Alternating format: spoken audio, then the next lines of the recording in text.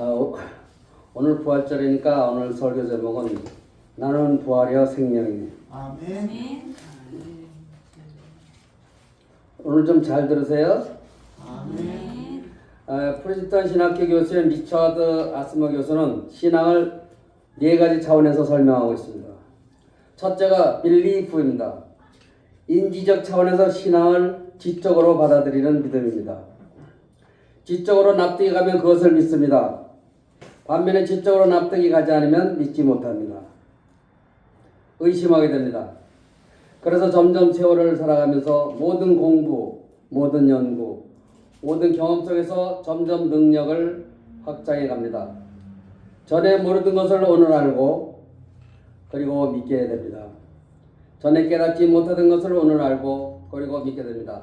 이렇게 믿음이 성장해 가는 것입니다. 둘째는 릴레이션십 관계입니다. 지적으로 아는 것을 넘어서서 마음으로 신뢰하는 차원이 있다고 이야기합니다. 그렇습니다. 지적으로는 이해가 되는데 안 되는데 가슴으로는 이해가 됩니다. 머리는 많은 의심이 있습니다만은 사랑하는 마음으로 감격하는 것, 그것은 틀림이 없는 것입니다. 그런 거로 이런 마음으로 감성적으로 느끼고 그리고 충만하게 되는 그런 믿음의 차원이 있는 것입니다. 셋째는 커미트먼트입니다. 우리가 다 알고 있는 행하는 것이 아닙니다. 다 깨닫고 순종하는 것도 아닙니다. 우리는 부득불 헌신해야 합니다. 어느 순간에 버릴 것을 버립니다. 때로는 의심도 있습니다. 지적으로도 납득이 가지 않습니다. 그러나 의탁해야 합니다. 그렇게 하나님께 의탁하는 신앙이 있습니다. 그러니까 감성이나 지성에서 오는 모든 것을 다 극복하고 하나님 앞에 완전히 자기를 맡겨버리는 의탁하는 그런 헌신의 차원의 믿음이 있는 것입니다. 가장 중요한 핵심은 넷째입니다. 바로 미스테리입니다. 신앙은 역시 신비의 영역입니다. 그런 거로 신비의 영역을 믿을 수 있는 것은 은사뿐입니다. 내가 믿는 것이 아니라 믿어지는 것입니다. 내게 하나님께서 은사를 주셔서 내가 믿도록 그렇게 사방으로 모든 방법으로 나를 인도하셔서 그 믿음에 도달하게 하시는 것이기에 믿음은 은사요 신앙의 대상은 미스터리 곧 신비로운 것입니다. 그 신비의 세계를 우리가 믿을 수 있는 것은 하나님께서 나로 하여금 믿게 하여 주시는 은사에 기인한 것이라고 아주 자세하게 신학적으로 설명해 주고 있습니다. 신비란 없다는 것이 아닙니다. 지금 경험할 수 없다는 것뿐입니다. 신비는 사실이요 실제나 조심해야 합니다. 아직 내가 알 수 없고 아직 내가 경험할 수 없다는 것뿐입니다. 하나님의 세계가 얼마나 위대하고 크고 신비롭게 우리의 이 조그만 이성과 감성과 우리의 이 경험으로는 도저히 그것을 이해할 수도 없고 바라볼 수도 없습니다. 그런 거로 우리는 점점 세월을 살아가면서 나이를 먹어가면서 많은 경험에 접하면서 하나님의 신비로운 은사의 세계를 경험하게 됩니다. 그러니까 신비라는 것이 없는 것이 아니고 지금 내가 모르는 것뿐입니다. 지금 내가 납득할 수 없는 것입니다. 그러나 하나님께서 주시는 은사 안에서 그 신비가 실제로 다가옵니다. 확실한 사실로 믿어지는 그것이 바로 은사입니다. 아멘. 일생 공부하고 경험한다 하더라도 역시 신비의 세계는 신비로 남아 있습니다. 신비의 감격, 신비와 만나는 그 놀라운 경험은 우리 앞에 있는 것입니다. 생명의 세계란 참 신비스럽습니다. 성경에는 세 가지 신비가 있습니다. 출생의 신비, 성장의 신비, 죽음의 신비. 이 출생이라는 것이 얼마나 힘들었습니까? 제가 스스로 놀라는 것은 제 앞을 걸어가는 6살 된 손녀의 뒷모습을 가만히 보니까 저하고 어렸을 때 똑같이 입었습니다. 참 희한하지 않습니까? 어떻게 손녀가 할아버지를 닮을 수 있겠어요? 그러나 신비로운 것입니다. 출생의 신비는 한평생을 연구해도 해답을 얻지 못합니다. 그 누구도 정확한 대답을 할 수 없습니다. 뿐만 아니라 성장의 신비, 우리가 아이들에게 주는 것은 우유 한 병밖에 없는데 그 아이들이 자라나는 것을 보십시오. 도대체 우리가 자식을 위해서 한 일이 무엇입니까? 그러나 자식은 무럭무럭 자라면서 하나씩 지능도 발달하고 생각도 잘합니다. 그것을 보면 너무나 신비롭습니다. 그런가 하면 죽음의 신비가 있습니다. 도대체 죽음이란 무엇입니까? 이것을 많은 사람이 연구했는데 한때 유행했던 영혼의 무게에 대한 학설이 있습니다. 사람이 죽기 직전에 저걸로 그 몸무게를 달아봅니다. 그리고는 숨이 훅 나가면서 죽을 때 바로 그 영혼이 떠날 때 딱 보니까 체중이 내려가더라 이것입니다. 참으로 이상하지 않습니까? 영혼의 무게는 저걸로 달 수 있는 것이 아니지만 역시 무게가 있다는 것만은 사실입니다. 죽음은 신비로운 것입니다. 영혼이 떠난다는 말이 무엇을 의미합니까? 심장이 멎었다고 죽는 것이 아닙니다. 뇌파가 없어졌다고 죽는 것이 아닙니다. 그리고서 다시 사는 사람이 있습니다. 도대체 죽음이란 무엇입니까? 이것은 아직도 풀리지 않는 수수께끼입니다. 오늘 본문에 큰 사건 하나가 있습니다. 예수님께서 특별히 사랑하시는 제자 나사로가 병들어 죽었습니다. 여기에 수수께끼가 있습니다. 특별한 문제입니다. 왜 사랑하는 제자가 죽었는가? 예수님께서 이 나사로가 병들었을 때 그리 멀리 계시지 않았습니다. 소식도 전해 들었습니다. 그럼 얼마든지 빨리 달려올 수도 있었습니다. 얼마든지 달려오셔서 죽지 않게 하실 수도 있었습니다. 예수님께서 그 많은 환자를 고치신 것처럼 손을 잡고 나사로야 하고 한마디만 하시면 단박에 병이 나을 텐데 왜 예수님께서는 나사로가 병들었다는 말을 듣고도 오지 않으셨을까요? 왜 지체해야 했습니까? 결국은 나사로가 죽었습니다. 그래서 그의 말을 하는 지금 속에 한이 있습니다. 예수님께서는 그 많은 능력을 가지고서도 그 많은 사람의 병을 고치셨으면서도 왜 우리 사랑하는 오빠가 병들었다는 소식을 전해드렸는데도 빨리 오실 수 있었는데도 왜 안 오셔서 오빠를 죽게 하셨었는가? 속으로 한이 꽉 찼어요. 마음에 맺힌 것이 있습니다. 오늘 본문에 그것이 잘 나타났습니다. 아무튼 예수님께서는 당장 달려가 치유하지 않으셨고 결국은 나사로가 죽었습니다. 죽었을 뿐만 아니라 벌써 장례식까지 끝냈습니다. 죽은 지 나흘이나 되었고 무덤에 장사 지냈다고 성경은 말씀합니다. 여기서 중요한 사실 두 가지를 발견해야 합니다. 하나가 21절입니다. 마르다가 예수께 여짜오되 주께서 여기 계셨더라면 내 오라비가 죽지 아니하였겠나이다. 여러분, 영생이 무엇입니까? 죽지 않는 것이 영생입니까?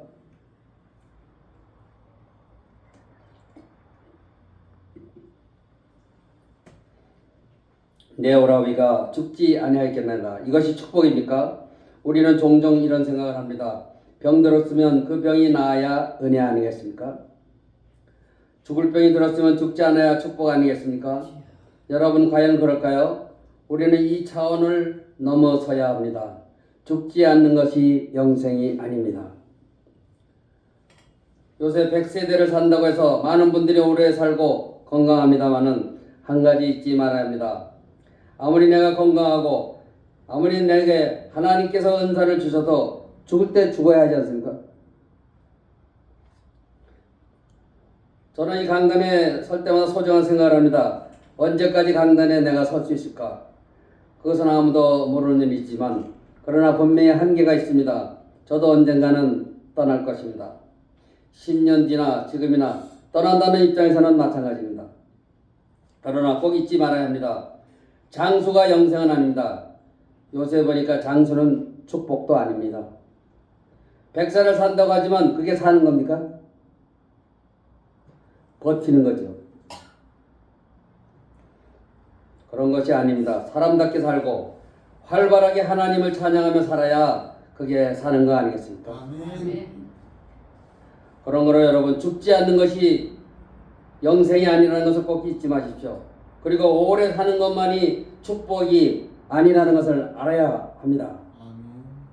그런가 하면 본문 23절에서 우리는 또 귀중한 진리를 발견합니다. 예수께서 이르시되 네 오라버니가 다시 살아나리라. 나사로가 죽었습니다. 그래서 마르다가 지금 오빠가 죽었다고 말하면서 예수님 앞에서 울부짖는다. 예수님께서는 말씀하십니다. 여기서 다시 산다는 것은 부활이 아닙니다. 죽었던 자의 회생이지 부활이 아닙니다. 여러분 많이 착각들 하고 계실 거예요. 우리는 죽었다가 살아나면 이것을 부활이라 생각합니다. 절대 아닙니다. 성경적 오해입니다. 그래서 심지어 어떤 사람은 어차피 부활할 것이라면 이팔 척주 때 죽어야겠다고까지 그런 말이 있습니다. 왜냐하면 그래야 부활에서도 이팔 첨치이지 않겠냐 말입니다. 여러분 그런 것이 아닙니다. 그러니까 다시 살리라 하는 말씀이 무엇을 뜻하는지 꼭 생각해야 합니다. 다시 산다는 것이 부활이 아닙니다. 부활이라는 것은 죽은 사람이 다시 살아난다는 의미가 아닙니다. 옛사람이 다시 태어난다는 말도 아닙니다. 나인성 과부의 아들이 죽었다가 다시 살았습니다. 회당장 야이로의 딸이 살아났습니다. 나사로가 죽어서 이미 무덤에 장사 지냈는데도 나흘 만에 예수님께서 나사로야 나오라 하시니 나사로가 살아났습니다. 이것이 부활입니까? 이것은 부활이 아닙니다. 나사로에 대한 재밌는 이야기가 있습니다. 죽었다가 살아난 나사로에게 사람들이 물어봤답니다. 그래 한번 죽어보니 어떻습니까? 어떤 느낌입니까? 그랬더니 나사로가 그거 별거 아니야 하더랍니다. 보통 사람은 한 번 죽는데 나는 2번 죽게 됐어. 여러분 어떻습니까? 살아나는 것이 무슨 의미입니까? 어차피 또 죽을 텐데요. 그것이 부활이 아닙니다. 그러므로 죽은 사람이 살아나는 것을 부활로 착각해서는 안 됩니다. 오늘 본문의 핵심이 있습니다. 가장 중요한 말씀입니다. 나는 부활이요 생명이니 내가 곧 부활이다. 내가 곧 생명이다. 여기서 우리는 생각해야 합니다. 예수님이 부활, 그것만이 부활입니다. 아멘. 그리고 내 부활이 바로 너의 부활이다. 내가 산 것처럼 너희도 살 것이다. 내가 부활하는 것처럼 너희를 부활시킬 것이다. 여기에 생명의 말씀이 있는 것입니다. 생명의 신비라는 것은 참 놀랍습니다. 먼저는 식물적 생명입니다. 식물들은 땅에 씨가 묻혔다가 겨울 동안 다 죽은 것 같고 폐허가 된 것 같지만 봄이 되면 다시 싹이 납니다. 요새도 그 고목 같은 데서 꽃이 피는 것을 보십시오. 신비롭지 않습니까? 식물적 생명은 아주 놀랍습니다. 죽었다 사는 것처럼 보이지 않습니까? 사도 바울은 인용하고 있습니다만 식물적 생명 속에 분명히 부활 생명의 조그마한 예표가 들어 있습니다. 부활을 알만한 조그마한 진리가 그 속에 있습니다. 출생하고 죽는 이 생명의 연장이라는 것은 참으로 놀랍습니다. 셋째는 인간적 생명입니다. 육체가 있습니다. 이것은 동물적입니다. 영혼이 있습니다. 창세기 1장은 분명히 말씀합니다. 사람의 몸으로 흙을 만드셨습니다. 사람의 몸을 흙으로 만드셨습니다. 그런가 하면 바로 그 옆에 하나님께서 사람을 하나님의 영상으로 창조하셨다는 말씀이 나옵니다. 여기에 두 창조론이 나옵니다. 이것을 혼돈하면 안 됩니다. 육체는 분명히 흙에서 나왔습니다. 그런 거로 다시 흙으로 돌아가야 합니다. 그러나 하나님의 영상인 그 영혼은 그 영적 생명을 하나님께로 가야 합니다. 이것을 잊지 말아야 합니다. 그러나 이것이 끝이 아닙니다. 넷째가 있습니다. 네 번째 차원의 생명입니다. 그리스도의 생명입니다. 예수님께서는 우리 인간과 똑같이 세상에 오셨고 사셨고 죽으셨습니다. 그러나 부활하셨습니다. 부활하신 예수 그리스도, 이것은 그리스도적 단계의 생명입니다. 이것은 우리와 같은 생명이 아닙니다. 그리스도께서 우리에게 보여주신 확실한 예표적 상징입니다. 누가복음에 보면 예수님께서 제자들에게 음식을 달라 말씀하시고 부활하신 다음에 음식을 잡수시면서 이르십니다. 보아라, 얼마나 세밀하십니까? 너희들이 보는 바와 같이 영만 가졌으면 음식을 먹지 못하지 않겠느냐? 그러나 나는 음식을 먹지 않느냐? 부활하신 예수님께서 음식을 잡수셨습니다. 기가 막힌 것입니다. 그러나 잡수셔도 되고 안 잡수셔도 됩니다. 이런 신령한 몸이 그리스도 단계의 생명입니다. 예수님께서는 말씀하십니다. 내가 부활이다. 오직 예수의 부활만 부활입니다.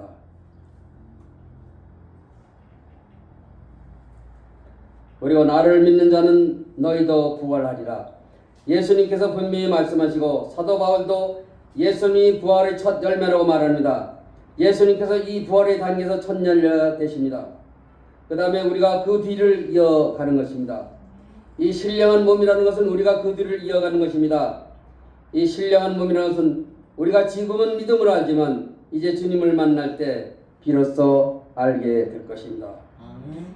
예수님께서 물으십니다. 네가 이것을 믿느냐? 아멘. 마르다가 대답합니다만 그 대답이 온전치 못합니다. 그래서 예수님께서 말씀하십니다. 내가 곧 부활이다. 내가 생명이다. 그런데 이 부활은 그리스도적 단계의 생명적 창조적 변화입니다. 사도 바울은 빌립보서에서 말합니다. 그가 만물을 자기에게 복종케 하실 수 있는 이의 역사로 우리의 낮은 몸을 자기 영광의 몸의 형체와 같이 변하게 하시리라. 그리스도의 부활하신 그 몸과 같은 신령한 몸으로 우리의 낮은 몸을 이 천한 몸을 변케 하시리라. 변화하게 하시리라. 이 창조적 변화가 바로 부활입니다. 아멘. 그런 거로 예수님께서는 말씀하십니다. 내가 곧 진리요 생명이니 나로 말만치 않고는 아버지께로 올 자가 없느니라. 이것이 아주 귀중합니다. 이 부활신앙을 믿고 오늘 사는 것이 영생입니다. 아멘.